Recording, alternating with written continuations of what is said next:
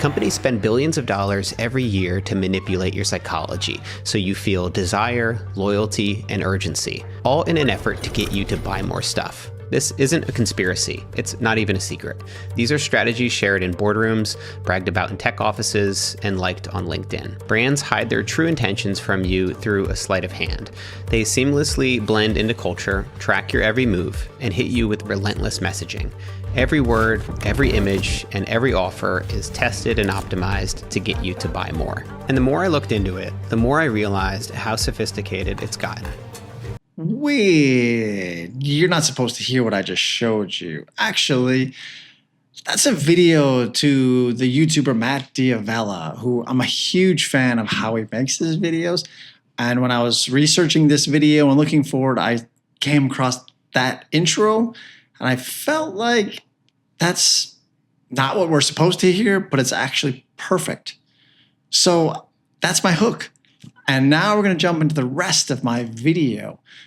A few weeks ago, I decided to take a hike along the river bluffs. The plan was simple: find a trail, pack some water, get outside. But somewhere along the way, I became obsessed with a bottle of bug spray. A bottle of bug spray I'd never heard of before. A month ago, I couldn't have told you the difference between off or repel. Today, neither of those are sitting in my backpack. And that got me wondering, how did I end up buying a product I'd never heard of or even had a plan to buy? The answer turns out to be a lot more interesting than bug spray. Because when I started retracing my steps, I realized I had unknowingly walked through an entire marketing strategy. Let's go back to the beginning, a month or so before we went hiking. I did what most people do. I started researching. If you're like me, I can no longer just do something. There always has to be Google and YouTube searches before I do it. What happened to the days of winging it? YOLO! What? It's a thing. It means you only live once. Yeah, we're aware of what it means, Oscar. You just do not look cool saying it. Well, what's interesting is that nobody was really trying to sell me anything, at least not directly. I was finding articles, videos, everything was very educational. They were providing solutions to the problem I was trying to solve. It was helpful. Inbound marketing. Customers come to the company seeking answers.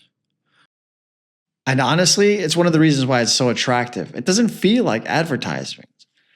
What companies do is they push content out there and then they wait for you and I to find it. So when I was looking for a place or more information about traveling and hiking, I was digging through YouTube and Google, and what do you think came up? Content that REI had put out there. So I watched the videos and I read the articles. I was only planning a trip to the St. Croix River, not to the Rockies or Glacier or anything crazy like that. This is a one-day, short afternoon trip with my family. So, of course, looking at everything that REI puts out there is a bit overkill. It's a bit extreme for what I'm looking for. But one of the things that really caught my eye when I was doing this digging was bug spray. They weren't using things like I normally use, which is off or some sort of organic type spray that my wife would find. This was something different. And for me, mosquitoes aren't that much of a worry, but ticks freak me out a little bit.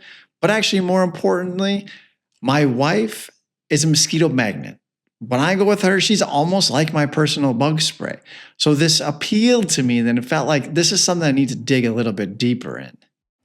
The more I researched, the more questions I had. What exactly is picaridin?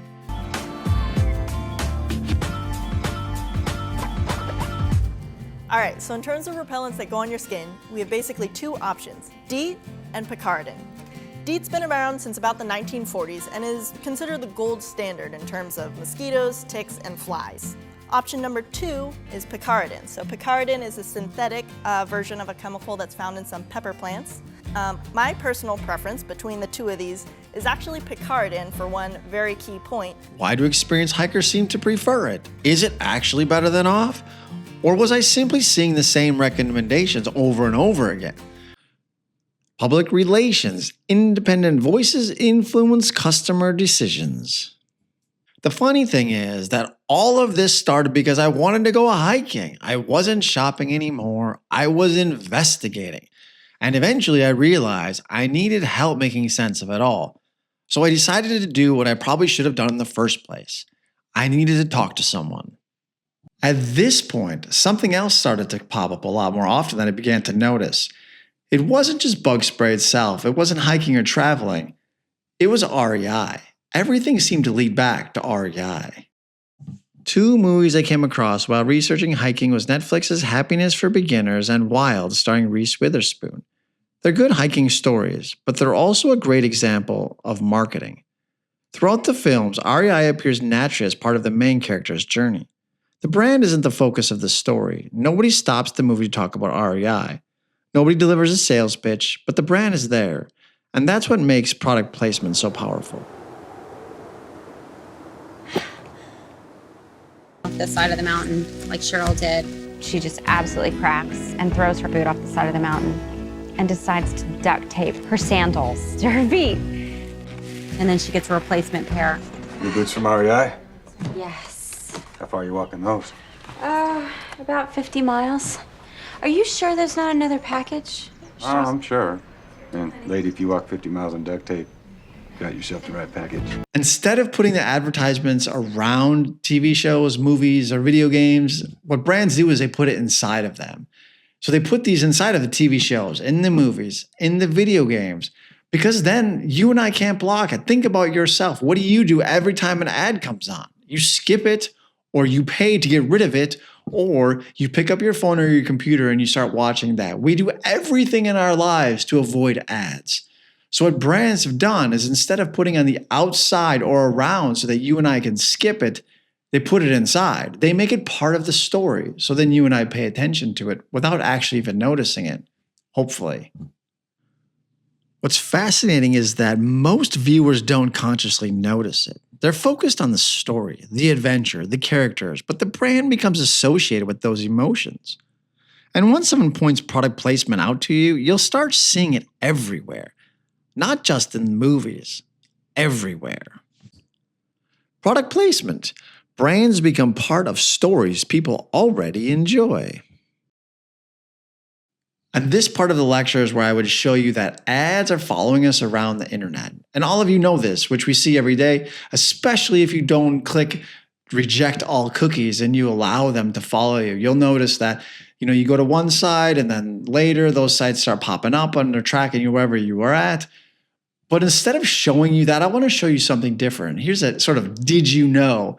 Did you know that Facebook, Google, actually Meta, Google and TikTok publish all of the ads? Like they can see them in sort of a library that you and I can go to and we can find them. So if you actually Google these things, you can see all of the Google ads and you can look at them and you can go and you can see all of the ads that Meta is putting out, which is Facebook and Instagram. Or you can see all of the ads that are placed on TikTok. All of this is public information for everybody.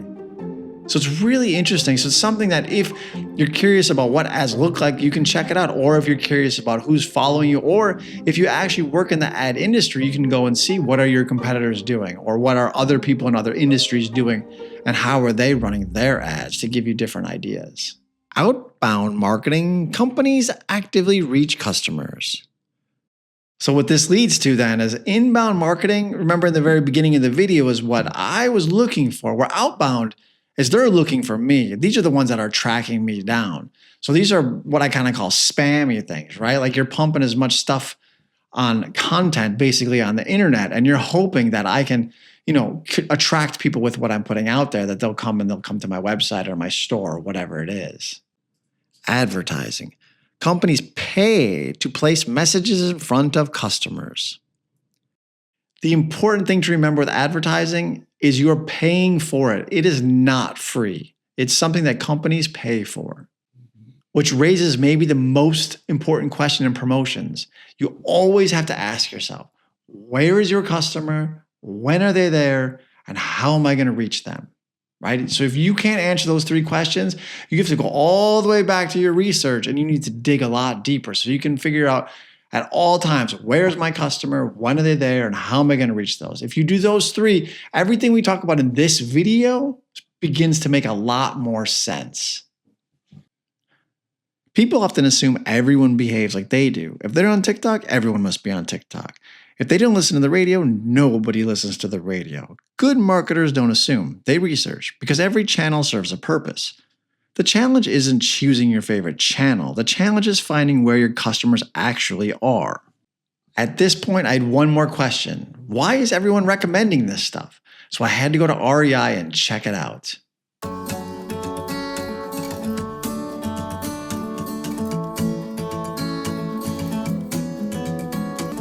An employee explained the differences: DEET, picaridin, lotions, sprays, gear compatibility, effectiveness, and suddenly something I've never heard of started making sense.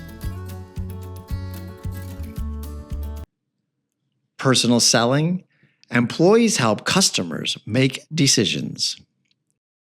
Then the emails came. After browsing products and researching gear, I started receiving recommendations. This is direct marketing. Instead of communicating with everyone, companies communicate directly with individual customers. Direct marketing. Companies communicate directly with individual customers. And REI and all these brands make their final push to get the sale. A discount, a promotion, a special offer. I was already leaning toward a purchase. The promotion didn't create the desire, it simply accelerated the decision. Consumer promotions. Promotions provide the final nudge towards the purchase. One of the things that I noticed throughout this process was that what brands do besides inbound marketing and outbound marketing and advertising is they sponsor events. And I started noticing that REI also sponsors classes, races, treks, biking things. They sponsor a lot of stuff to help people experience the REI lifestyle. These events help brands become part of the outdoor community itself. That's event marketing and sponsorship. Instead of telling people about the brand, they help people experience it. Event marketing and sponsorship. Brands connect with customers through experiences. As we conclude this lesson, it feels so simple, so easy. It feels like everyone should do this, and they are trying to use these tactics because they're highly effective. Problem is even the biggest brands in the world, whether it's B2B or B2C, struggle to implement them at the highest level. So you always have to ask yourself is 3 basic questions. Where is my customer? When are they there? And how can I reach them? If you can answer those 3 questions consistently over time, you will build a successful brand that will last a long time. All right, everyone, thank you so much for watching this video. I hope you enjoyed it. Take care. Have a great day. Bye.